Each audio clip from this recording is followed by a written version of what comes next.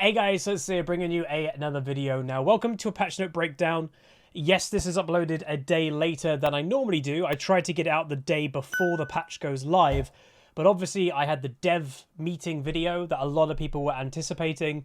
And my embargo date for that when I could release it was yesterday. So hopefully you guys don't mind too much, and we're doing it, basically the same day that the patch comes out. But the night of it. So hopefully you guys don't mind, and if you do appreciate that I'm still doing it, do throw a like on the video and leave your comments of what you think of this patch. I have heard a little bit here or there about it, that I've heard through the grapevine that everybody is really scared that Teemo is now going to be overpowered of all champions and Lux in mid lane. So we'll see what the changes are, because I don't actually know what they're doing to them.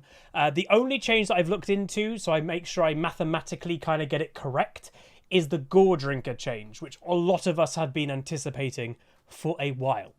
So let's get into it. So again, Worlds train isn't stopping, but these patches are not for Worlds. Obviously, Worlds is locked in to a patch. I think Worlds might be on patch 11.19 or something. But the nerfs are to Akshan, Graves, Karthus, Misfortune, and Quinn, of all things. And then we have buffs to Jinx, Lux, Sion, Teemo, Viego, and Xayah. So a lot of people are looking at Viego buffs going, and this once again is an example of Riot going off stats rather than feel. A lot of people still feel Viego is broken, but he has a negative win rate. A lot of it, I will say, if you look at kind of the typical Viego build, it's actually a bad build for him. If you look into good Viego players, they don't do the standard like Divine Sunderer build that's recommended. They do basically an AD carry build. They do like Immortal Shield Bow and stuff like that. It's way more damage. And yeah, can allow Viego to pop off even more. And I think the changes that they're actually doing to him are basically nudging people into doing that AD carry build. We have the new skins that absolutely look fantastic. So Dragon, Duality Dragon and all that. Honestly, that Volibear, especially the Prestige, that is worthy of a prestige. Like, that looks like it's a insane skin. So I'm looking forward to that. I don't play Volibear, but this might make me want to play him. And then we're also getting changes to GOREDRINKER and Stridebreaker, I can see back there, with also the component item, Ravenous Hunter, Conqueror, Guardian, Ingenious Hunter, and the Health Shard. And the new skins will be dropping on the 21st of October. So normally at a patch note video, it's like 2 days after. Obviously, this means it'll be tomorrow, because I'm doing this a day later. So disabling all chat is the first thing. So they have changed slightly what they're doing. So in the big announcement, they basically went, we're disabling all chat at the end, because there has been some outroar about it. Which, I'll be honest, I don't care that it's being disabled, but I've not used all chat in years. But also, so that kind of means that I don't care if it gets disabled, but I also don't care if it stays. There is the option just simply to have all chat off. And I think that's what a lot of people are saying, is if you make a new League of Legends account now, by default, all chat is off. So for people that like all chatting, they're like, well, people can just disable it. Like, they don't have to have it. So I do see that point. But what Riot's doing now is they're not putting it through every single region. They're going to test it in select regions and see what that does to toxicity. But again, it's obviously going to reduce any form of toxicity, because you're just removing a point that toxicity can happen. So it's a bit of a weird test. But let's get into the changes. So I've played a lot of Akshan recently, and he is strong.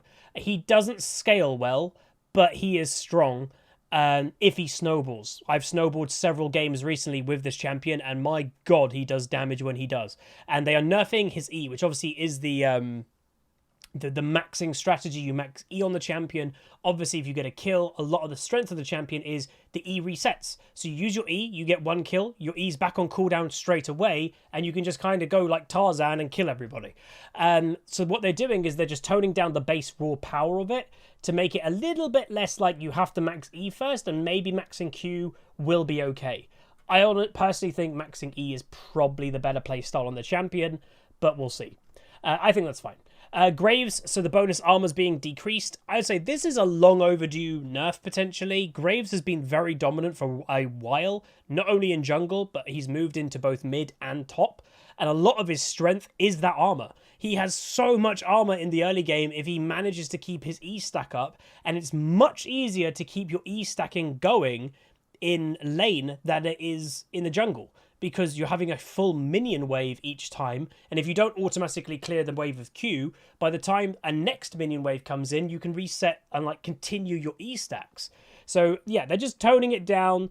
2 armor per stack at level 1, and then at max rank, it's a 2 armor nerf per stack, which again, I think he can get, is it 8 stacks? So again, he used to get 18 armor per stack, and what, 16 or 18 times 6? That's a lot of armor, something like that, which is mad. It's now 16 per at max rank. Jinx. So I like Jinx, one of my favorite AD carries, but I don't know, she's not been as dominant this season, I think.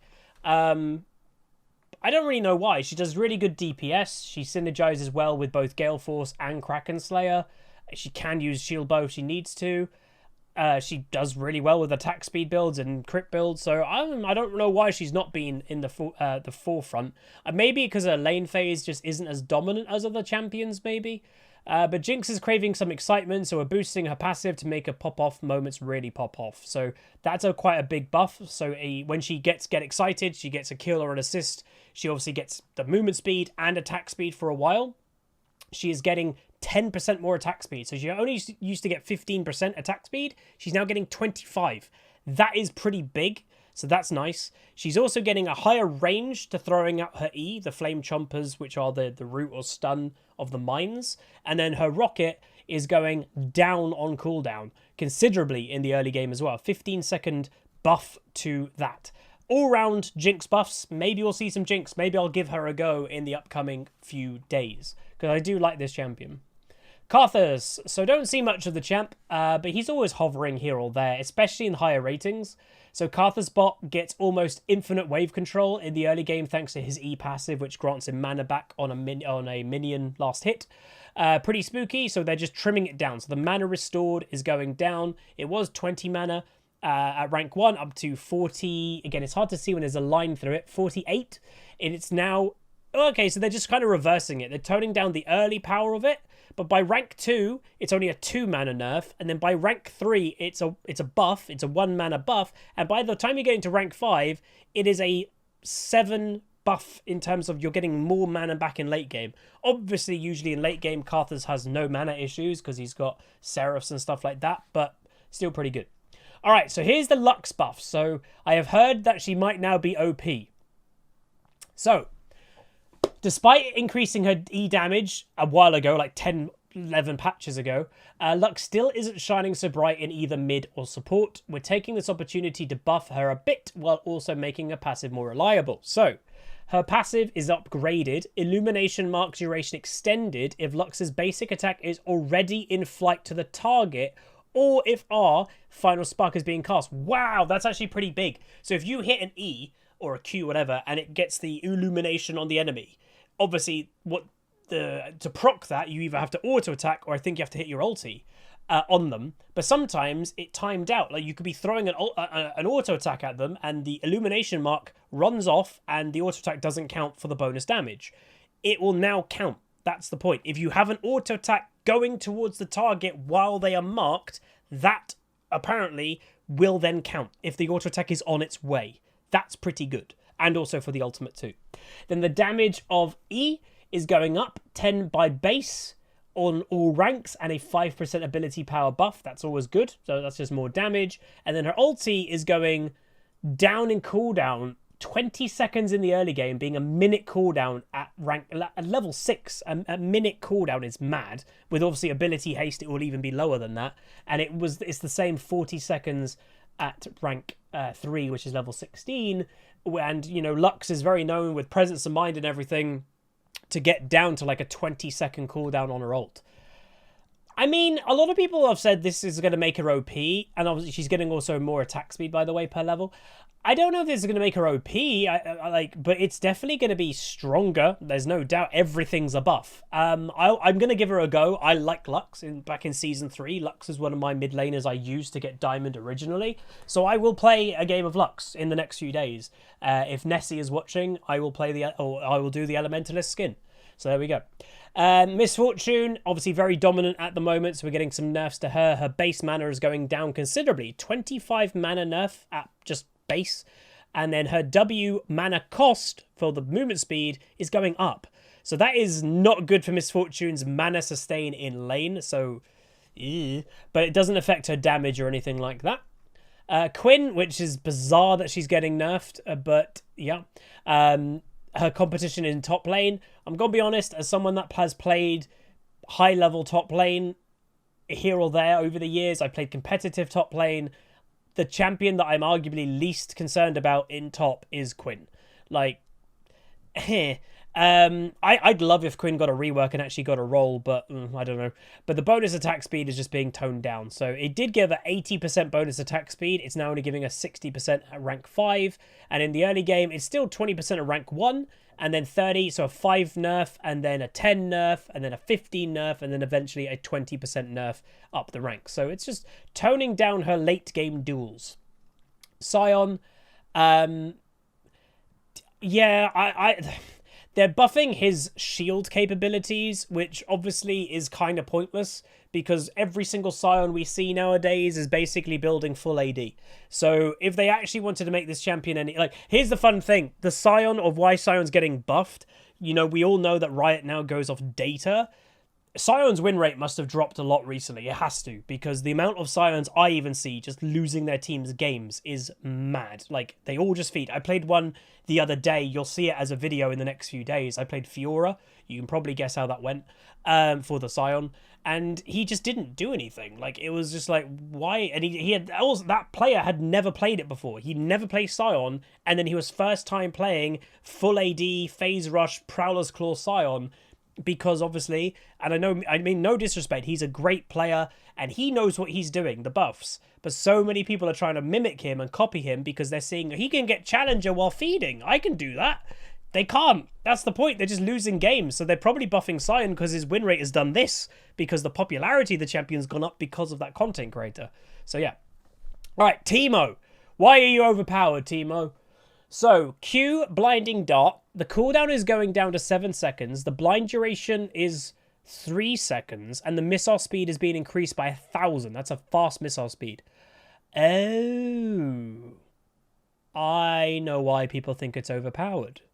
If the cooldown is 7 seconds, flat, and it's a duration of 3 seconds, where it used to be maximum 2.5 at max rank, at a level 5 Blinding Dart, with a bit of ability haste, you could, in essence, permanently blind people. Yeah, literally. So, like, if you got a bunch of ability haste and you brung the cooldown of that down to 4 seconds-ish, it'll be basically a 1 second period that the person can actually do any auto-attack damage to you. That is quite oppressive in top lane in 1v1 duels. Wow, okay. We'll be playing a Teemo game. You see that Teemo hat that's on the lion, I think? Yeah, you can see it just off the side. Huzzy will be wearing that in the next few days with a Teemo game. So I want to give that a go. But again, how much ability haste does Teemo build right now? You might have to add a bit more ability haste into this build to make that work like that. But like, I can see the video title being like permanently blinding people or something. Like, that is quite strong. And also the missile speed. Don't sleep on that. Missile speed means the dart is getting to the opponent faster, which means they get blinded quicker, which could save your life. So that's also pretty big too. All right, Viego. So they're buffing Q damage ratio. The W self-slow has been decreased and the R crit ratio is increased. So this is the point, is the crit ratio of R now is 100%.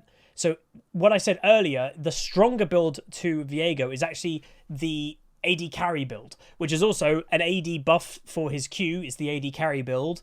The slow, they're nerfing that just because, like, oh, we can't buff everything for this champion. So that is going forward, the AD carry build. And if you buy an Infinity Edge on this champion where you do more crit damage, voila, your ultimate is doing 100% crit damage. Then you put an Infinity Edge on it. Bang. So that's what this champion is to do. So yeah, we're buffing him slightly with an emphasis on his crit builds. So there we go. Like, that is the point. Riot are probably seeing that there's 2 different win rates to Viego. There's the win rate that is the more popular build, that is the Divine Sunderer build, and that's a negative win rate. I would wager the AD carry build that is just not very popular on him is probably got a 51, 52% win rate.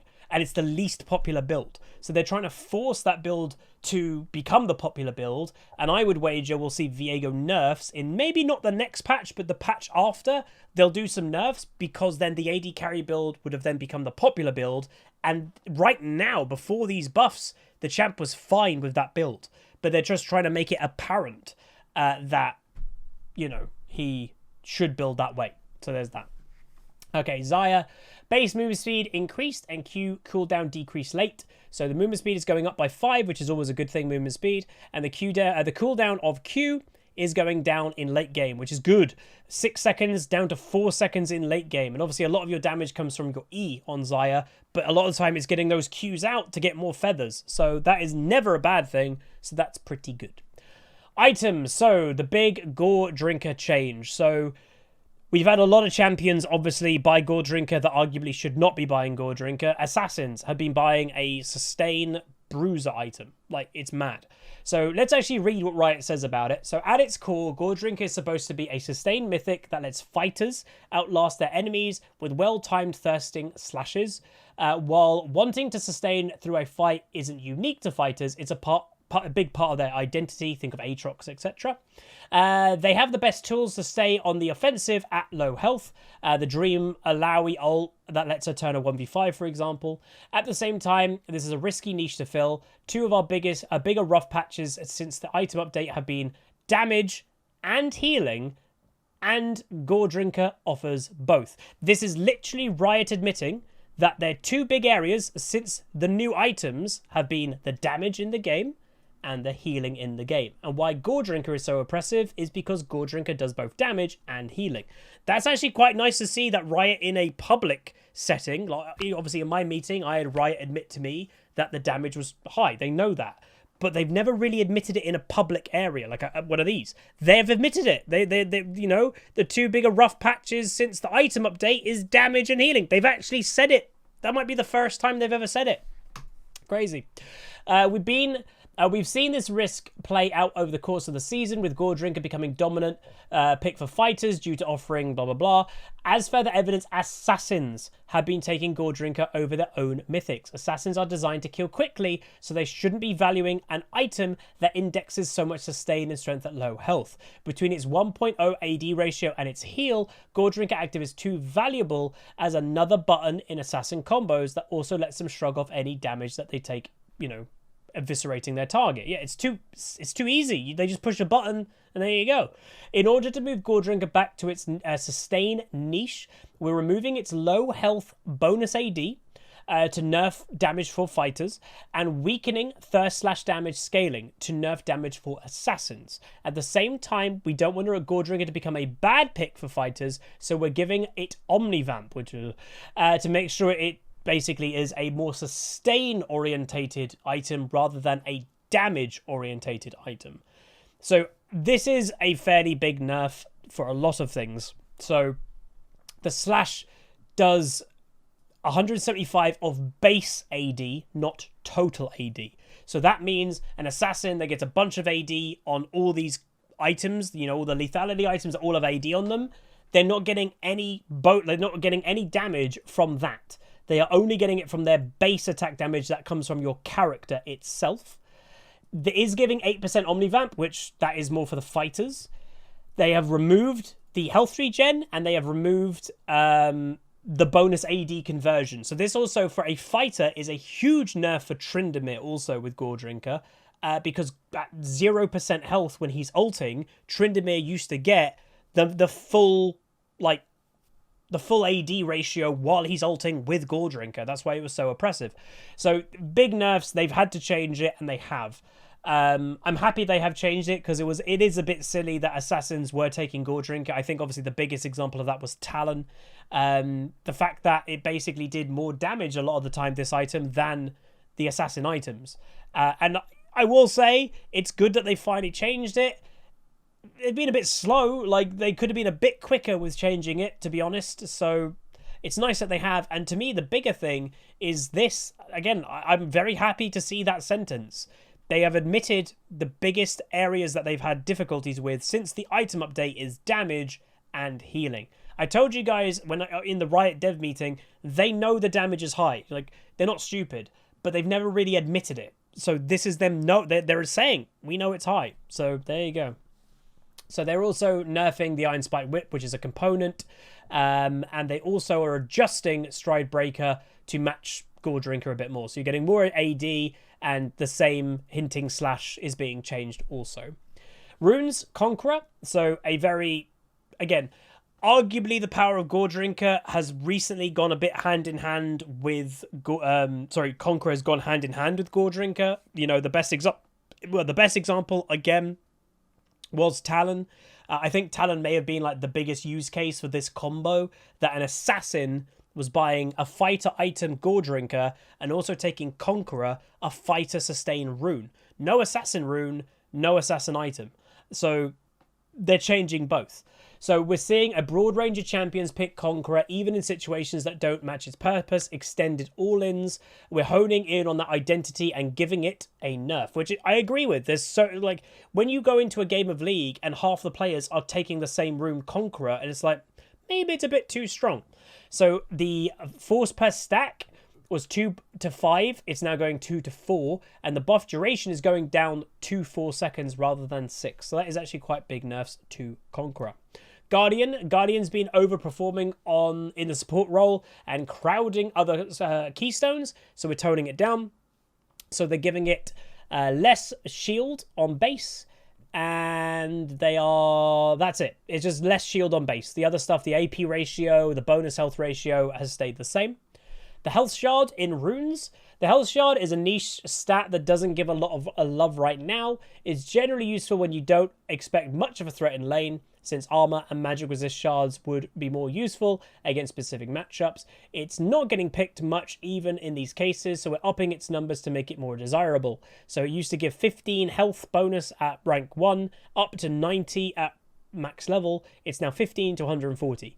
I'm going to be honest, that's still not going to make people take that rune. The only time that I would say it's maybe okay to take health over armor or magic resist, if you are in mid lane, let's say, and you genuinely don't know who you're against. They have like an Aurelia and a Vlad, and you're like, well, I don't know if I'm against an Aurelia, I don't know if I'm against a Vlad, I'm going to take health. Sometimes that can be a situation you can do it, but it's a very niche situation also. Ingenious Hunter. So at the beginning of the season, we updated Ingenious Hunter to work not only on item actives and trinkets, but also on item passives like Guardian's Angel and Steric's Gauge. It was slightly nerfed to compensate and has been weak ever since, so we're giving it a buff to compete with the other Hunter options. So it is giving 20 item haste, so they're doubling it. So you can use your items more often.